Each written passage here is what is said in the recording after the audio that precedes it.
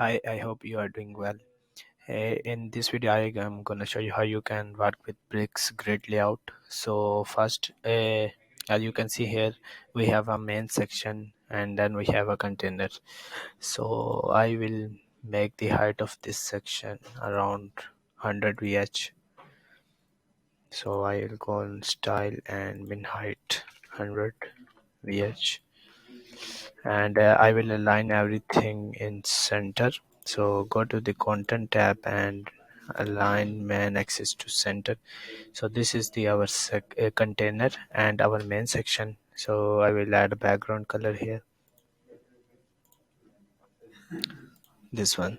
Okay, and let's try this one, and our section color will be this one. So here in this container, I will click on that and go to content tab. As you can see, by default our display is always flex, so we have to choose a display from here. I am going to work with grid, so I will click on that. And in grid, basically you don't need a containers anymore, because you have to set columns and templates rows here only one time, and then you can just drag and drop the widgets and move on. So I am gonna create the bottom line of our keyboard.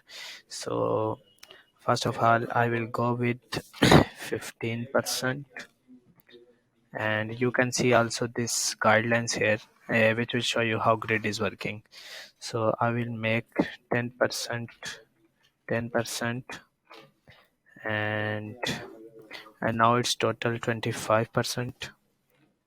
And I will make 50% more, and then I will copy that and paste here. So as you can see, now I have around,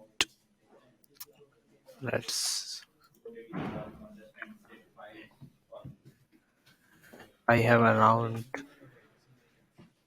so as you can see, I have around 7 columns, because the total of that is 35% and here 35%, and I created one with 50%, so I have to change that to 30%.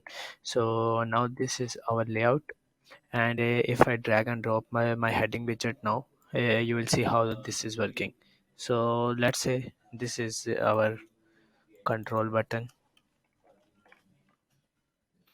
Okay, I will do some styling with my container, and I will give some padding. To link the padding, you have to click here, and let's say I will give 10% padding. And on our grid layout, I will give some gap on our grid template row columns, and here is by default the gap for both rows and columns, so I will add 10 pixel gap here. Also you can write units here, so if you write 10%, you can see now gap is 10%, but we need only 10 pixel of gap. I will add that, and I will style our heading. So just click on that, go to style tab, typography, and here, so I will choose the font family Poppins. Let's say the weight is here, and for that background I will choose this one, and for color I will choose this one. So if I duplicate this heading, here you can see, now you will see how our layout is working. Okay, so if I rename that, this is our window key,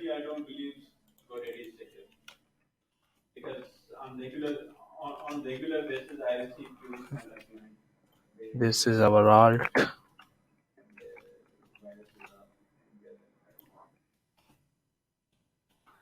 again alt, win, and I will change that layout to around again 10%. So 30% here, 30% here, 60%, and here is our remaining 20%. So let's make, because this container is not the padding box, and I added 10 pixel of gap and 10 pixel of padding. That's why this section is overflowing from here. So if you make this section a padding box or content box, it will fix that. So if I remove that, you can see now our gap is removed, and I will add 2 pixel of gap. That's how you can work with the grid layout. Basically, you can create any type of layout using this grid by provided by bricks. So for to work on complex layout, I will suggest you to choose always grid. And then for simple section, so let's say if you want to go with the simple section, you can just make that easily using grid. Basically grid is more powerful, and you can also change this layout from the row to column. So let's say if I want to create basically these are around total, so let's say these are total of 6 widget, and we want 3 by 3 layout.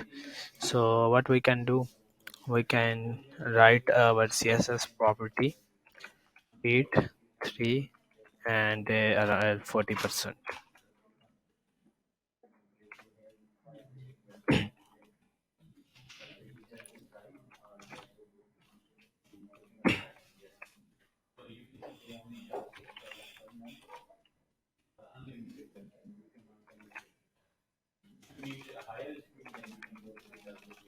or we can do that. Here you can see we have now the grid layout of 50 by 50%. So that's how you can work on grid. And if you have any question, you can comment at the bottom section of video. Thank you.